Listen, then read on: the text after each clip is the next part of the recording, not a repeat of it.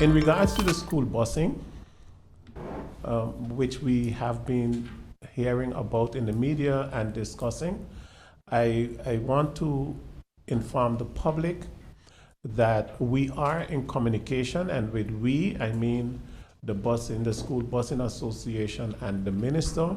We are in communication with each other to follow up on some points that needs further elaboration. The school busing situation and the new contract has various aspects to it. And I have explained in the media other aspects, and today I want to show the people that one of the important things about getting the school busing service regulated has to also do with confidence of parents to put their children on the school bus. If this confidence is good, if it is restored, because I know a lot of parents want to put their children on the bus, if this confidence is bestowed, then one of the things that we would see is that more children would use the school busing service. And then you would have less vehicles going up in that area. Something that will help the community. We know that the fleet tracking service, which is the equipment that we are about to put on the bus, will give us information in regards to the behavior of the children on the bus, but it will also give information to parents as to where their child could possibly be at a certain time, because we will also be tracking where the bus is riding and where the bus stopped and what happened.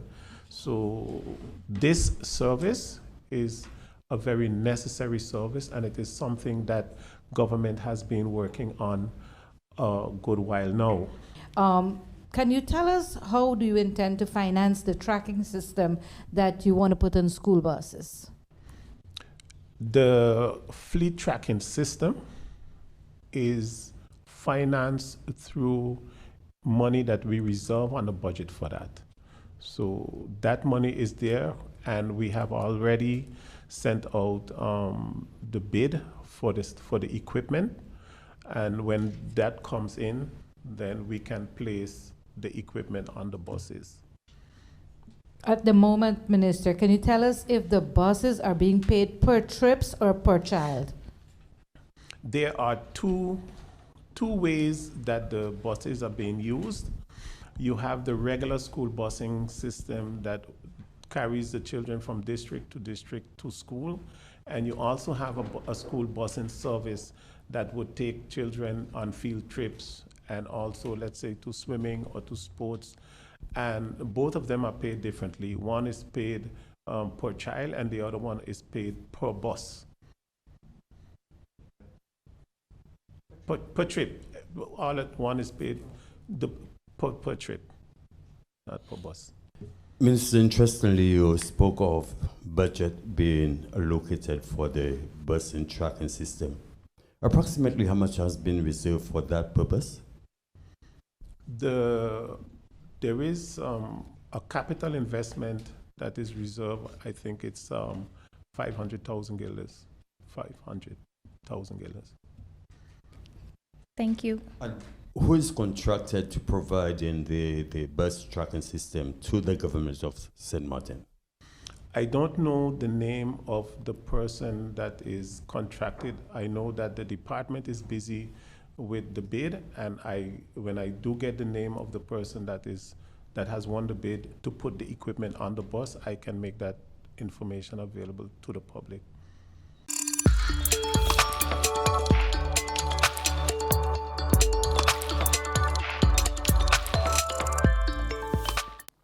The River Islands Teachers Union Y2 is deeply concerned about the ongoing traffic safety issues that the staff and students of the Orania Primary School will face daily. The school has been grappling with these challenges for many years, and I'm asking for immediate action to ensure the safety of all staff and students. Every day, students and staff must navigate a precarious situation as they board the school buses at the crossroads of the CA Canigita Street after having to cross the back street. The intersection's congestion lack of proper signage, and erratic traffic flow pose a consistent and constant threat to the safety of those involved. This safety concern has been ongoing for many years, and it is unacceptable that we continue to put our students and staff in harm's way. We must prioritize their safety above all else. Structural change in the traffic management of this area is imperative before any student or staff is, God forbid, harmed.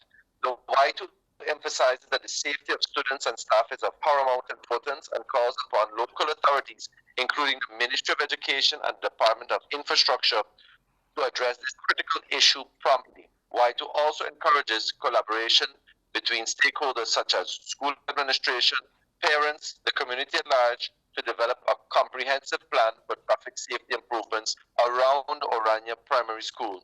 The Rhode Island Teachers Union is committed to advocating for safe learning environments and is determined to work collaboratively to find a solution to the traffic safety concerns at the Orania Primary School. And even deeper than that is the fact that these kids and these students and the staff have to cross two different intersections. So they're crossing by the backstreet area, which is also a peculiar situation, a difficult situation. And then they're crossing again to reach by the Canagita Street, where there's several lanes of traffic and it's a very congested area around that time. So it's very important that this issue be addressed. And again, this has been going on for years and years. And when do we put a stop to it? Some might say, but why is Johnson indicating that now? And I'm saying, if we don't do something now, when will we ever do something about it? Again, it has been ongoing. And just because this has been going on for years, that doesn't mean it should be accepted. And it requires attention. So the Y2 is signaling the alarm, because again, there's persons on motorbikes, there's persons in cars. Sometimes the basic traffic safety rules are not adhered to.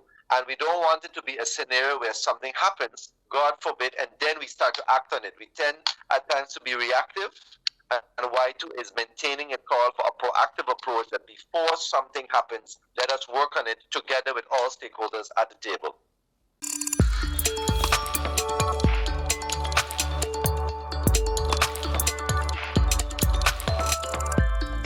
Negative comments that are getting a lot of air within our social media. People need to, I believe, I had a very good discussion. I was asked to be a guest speaker at the Rotary on Monday evening, which was a very good experience for me to sit with young professionals as well as seniors who are in Rotary and some visitors from the Lions Club as well, showing great collaboration between the service clubs and St. Martin. And they asked me to speak because of Literacy Month on building a literate nation. And for me, that was a very important topic. And I want to share with the public of St. Martin via this medium, the press briefing, that educating yourself and this being able to discern between truth and falsehoods is a very important skill to learn. Many people, not only that, you look at who is saying what and what is the motive, what is the intention. Is it just to break down? Is it because they didn't get what they want? And what do we say about ourselves when we support that kind of a discussion? Because as I said a couple of weeks ago, today for me, tomorrow for you, and we all have family members. It is very unfortunate that, yes, the political field has become what it is.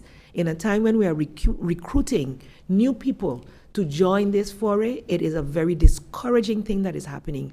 Are you willing, are people, young people, or even other professionals willing to put themselves in the middle of this type of a battle that anybody can say anything they want in the name of politics? I think we need to assess ourselves. There is a code of ethics that should be upheld at all times.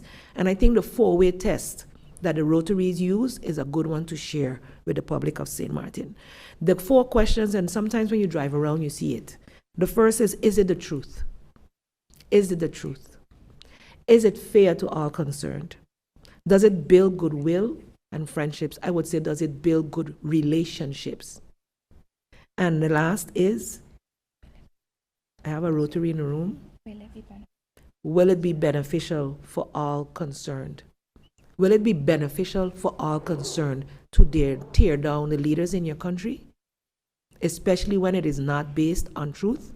Again, the road to walk, if you have allegations of wrongdoing, is the prosecutor's office. The road to walk for us who are being constantly slandered is also a legal trajectory, which I will not hesitate to follow. Persons must be cognizant that the things you say have impact. People who do not know the difference may believe you might be making a joke, but it is not funny when it impacts the lives of people, and we live in a very small society. We talk about bullying at the school level. I consider this bullying at the adult level.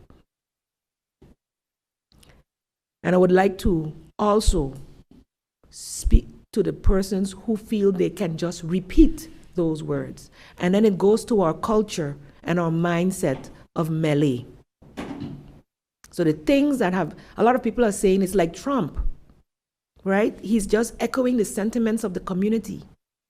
So if that is what our community is, people sitting in their homes, in their offices, in their cars, thinking the worst of everyone, based on whatever experience you may have, then we have a very sad society. But I would like to see that mindset change. We are what we say we are, and I believe that this country is bigger and better than slandering each other, calling each other names, and doing these negative things and thinking that that looks good. What you do not want your children to do, or what you do not want done to you and yours, you should not do to others. That is the rule by which I try to live, and I can stand in my integrity, and I can stand against allegations that I know are untrue. And attacking family members, for me, is really going way below what is acceptable. All of it is unacceptable, especially when it is not true. There's a road to walk, and it's straight to the prosecutor's office. Ensure that you walk with your evidence.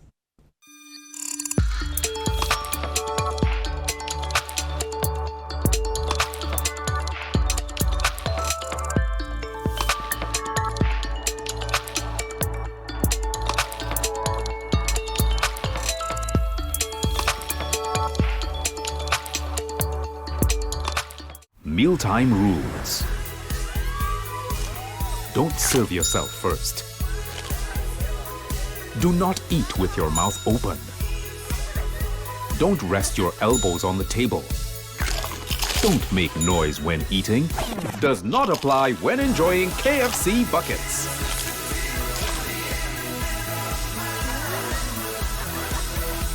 When we bucket together, we are as we really are.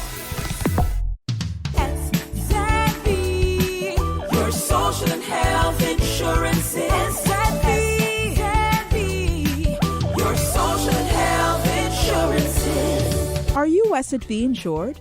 Do you have a valid medical insurance status?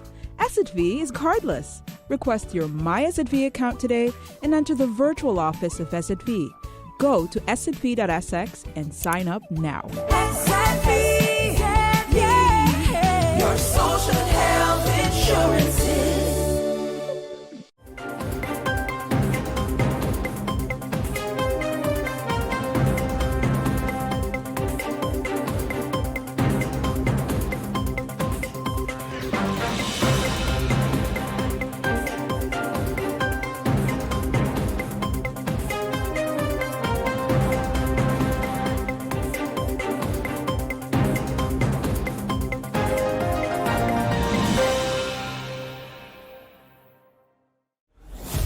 During the hurricane season, a potential tropical cyclone can produce rainfall that can cause flash flooding and rockfalls.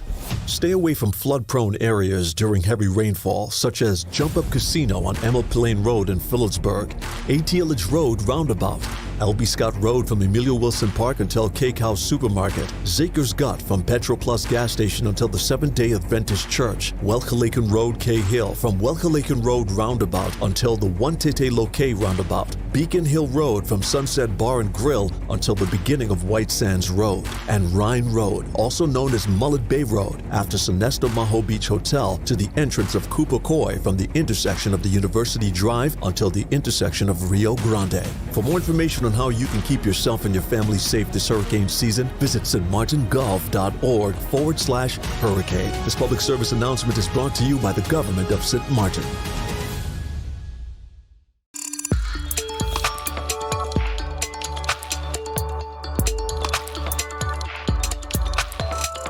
Update on the ongoing situation. This situation has a significant implications for the policyholders and the economies of both Curaçao and St. Martin. In essence, I'll start with the problem. The core issue at hand is a substantial capital shortage at Enya, which, left unresolved, would require substantial reductions in pensions for about 30,000 policyholders. This would have severe social and economic repercussions. The key stakeholders in this matter it's crucial to understand that a solution can be reached with the agreement of all relevant parties, Curaçao, St. Martin, the Central Bank of Curaçao and St. Martin, and the Netherlands. The policyholders reside in Curaçao and St. Martin. The Netherlands has expressed willingness to provide a capital injection subject to approval from its second chamber, which I believe was approved yesterday. Regarding negotiations, technical level negotiations have been taking place involving Curaçao, St. Martin, the technical committee from Enya, Central Bank, the Ministry of Interior and Kingdom Relations, the Dutch Central Bank, and the Ministry of Finance of the Netherlands. These negotiations acknowledge the need of intervention due to Enya's capital shortfall. The reaching of an agreement. At the technical level, an outline agreement has been reached stipulating that Enya will undergo a solvent restart with a substantial capital injection.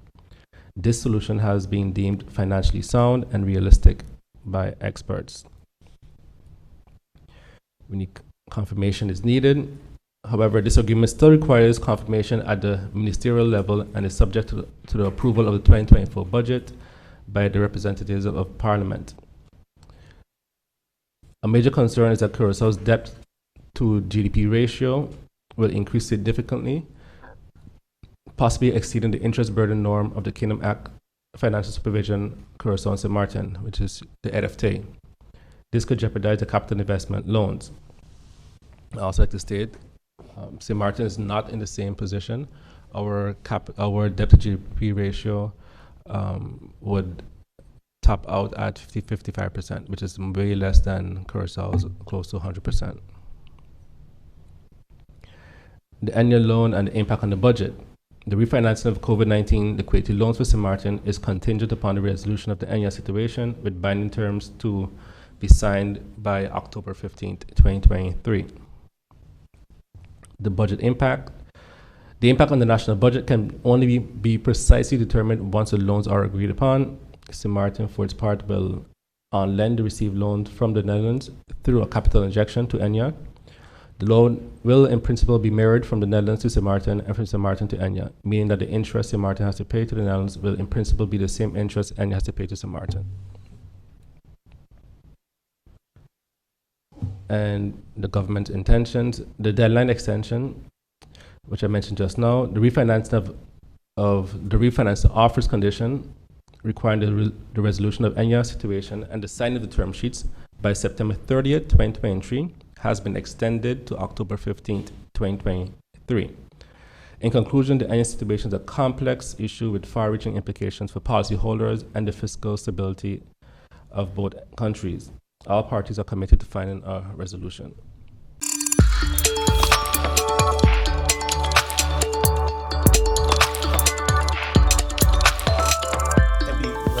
Williams, question 1. Where are we with the education reform comparison report?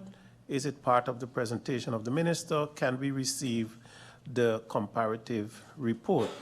Yes, we can share the comparative report, and the comparative report have been shared with the members of parliament. Where are we with this report? It has been approved and completed. Does the matter of financing of education appear in the 10 points recommendation of the final report? If so, what is the status of the financing of education? The information regarding the state of the financing of education has been shared with the members of parliament, and if you check, it is in Bijlage 1, and it is 3 pages long. So I made the attachment available to the honorable members of parliament. Can the minister share the thought of the language policy research? It is not customary for the executive arm of government to present matters related to policy during the initial stages of the project to the legislative arm. When the project is completed, the results will be shared with the members of parliament. Following question: is it possible to do some research and come up with a proposal to give English language preference when looking at the two official languages in the Constitution of St. Martin? Yes, this can be looked into. The following: where do we stand with the school bus transportation? The ministry is currently engaged in a comprehensive project geared towards improving the system for school busing with the focus on efficiency gains, safety, monitoring, and control. As part of the implementation process, school buses will be fitted with the necessary technology to support the fleet tracking system. This advanced technology will play a crucial role in enhancing the efficiency and safety of the school bus operations. Additionally, bus operators will receive comprehensive training on how to effectively use both the software and the hardware components of the fleet tracking system. The goal is to empower school bus operators with the knowledge and the tools needed to maximize the benefit of this innovative solution.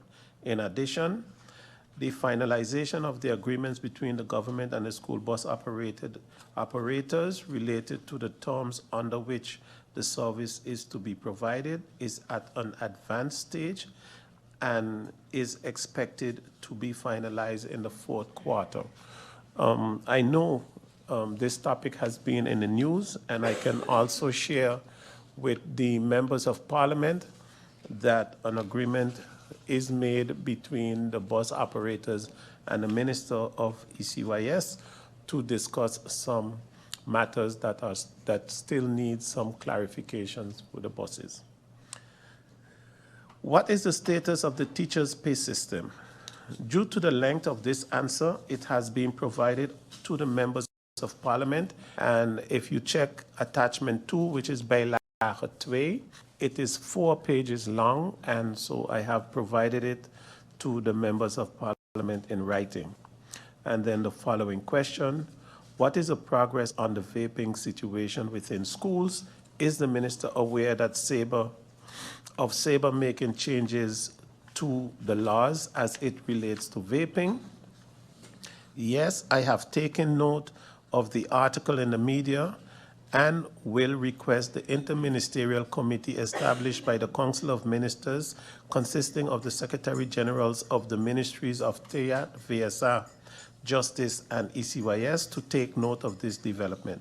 The committee met last on the 15th of September 2023 to address the assignment, which is to look into the matter of adjusting the related national ordinance regarding the sale of cigarettes and alcohol to incorporate the definition of vaping products and include it as a restricted item for sale to minors.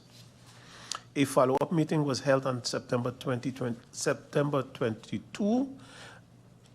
with a work group consisting of policy advisors from the respective ministries, as well as persons charged with the execution of the law, to discuss the approach towards the review of the present laws and to address this challenge among minors. As Minister of ECYS, Education, Culture, and Sports, I look forward to the outcome of this assignment.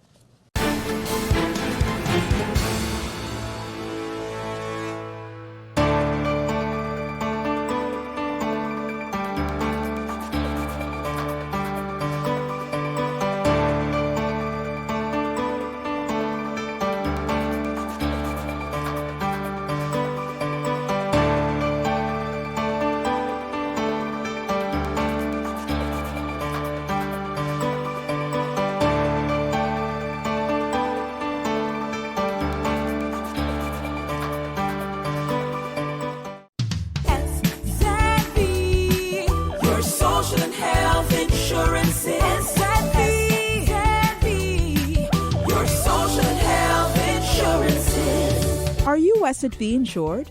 Do you have a valid medical insurance status? SXV is cardless. Request your My SXV account today and enter the virtual office of SXV. Go to sxv.sx and sign up now. SXV, yeah. Your social health insurances. With you, the new Kentucky. A combination that will surprise the most curious palates. Combining the deliciousness of KFC chicken and the practicality of a taco with a doubly delicious ergonomic shape. Wow! Compatible with all types of bites. New Kentucky. Enjoy a double breaded chicken breast with our secret recipe. Cheese, lettuce, and tomato. New Kentucky, the innovation that's in everyone's mouth.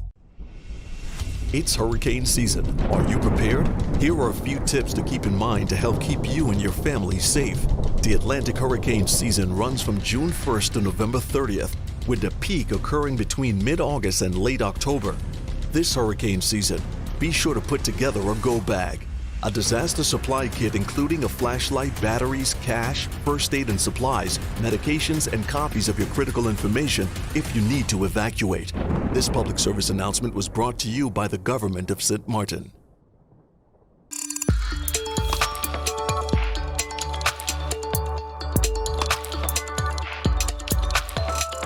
According to Minister Ford, only some of the information in the report has been highlighted, and it's critical Barbadians be provided with the facts. The entity was paid over $300,000 between January and December 2022, the period under review for this service.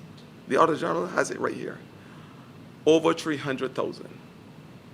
The correct figure, based on the special audit, and all this information is here so that the public can have access to, is $432,000, 641. $432,641. That is the figure that was paid. It is in the special audit report given to the ministry. He says a new accounting system is in place which ensures the provisions which govern government's procurements under the Public Finance Management Act are followed at all times. That a review of the information provided by the accounts personnel to the auditors revealed that there were a number of errors with the information presented in the board's report. There were errors being made. In some instances, records for invoices were replicated, duplicated, triplicated sometimes. So their totals were entered, unfortunately, more than once, thereby resulting in the inflated amount of $553,402. In addition, the minister says there is now cooperation from vendors who have come on board to assist the ministry in its efforts. We have put measures in place. The board has responded based on the report with alacrity. I just decided today to bring the facts because there were a lot of misinformation in the public. I would invite persons to go and read the report. The minister says the board of the National Conservation Commission and management are working to ensure its procurement process is managed in accordance with good corporate government processes and in accordance with the relevant laws. Trevor Thorpe, CBC News.